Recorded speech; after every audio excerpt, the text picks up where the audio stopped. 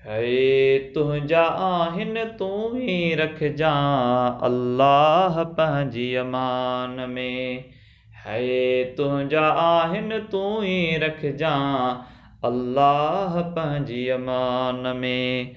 सभिनि में मुंहिंजो साहो आ सॼे साथ में मुंहिंजो साहो आ।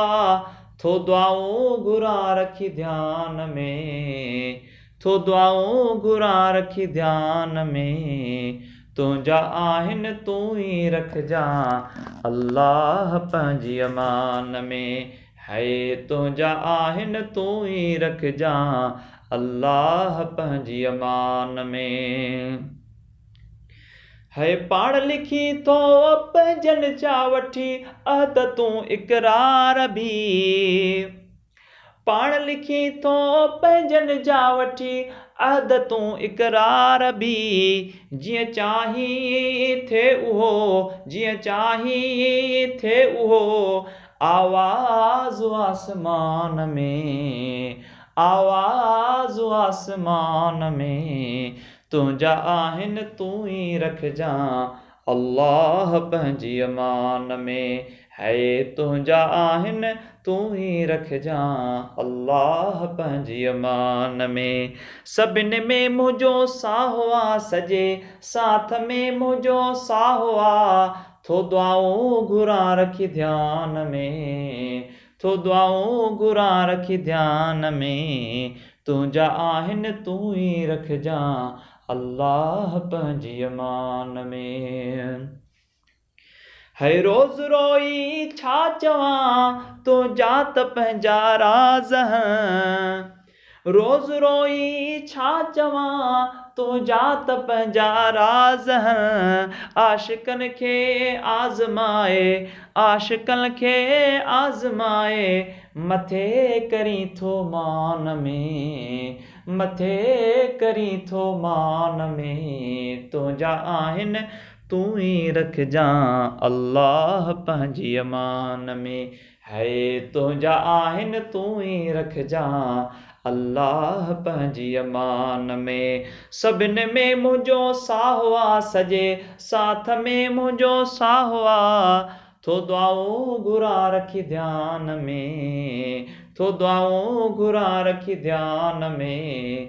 तुंहिंजा आहिनि तूं ही रखजा अल्लाह पंहिंजी अमान में। है किथों जा काथे खणी आशिक अड़ाए थो ॾिसी। है किथों जा काथे खणी आशिक अड़ाए थो ॾिसी। शौक़ में थी शेर आया, शौक़ तुंहिंजे में थी शेर आया।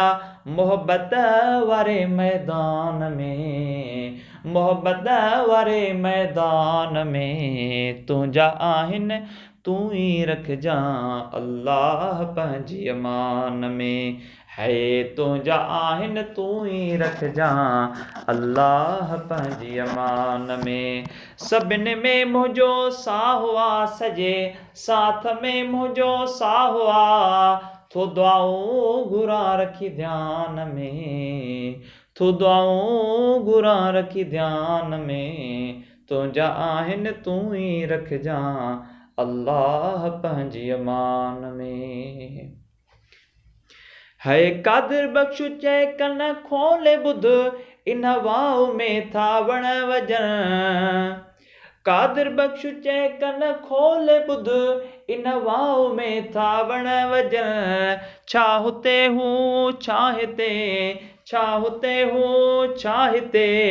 थो कखुपन उॾे तूफ़ान में, थो कखुपन उॾे तूफ़ान में। तुंहिंजा आहिनि तूं ही रखजा अल्लाह पंहिंजी अमान में।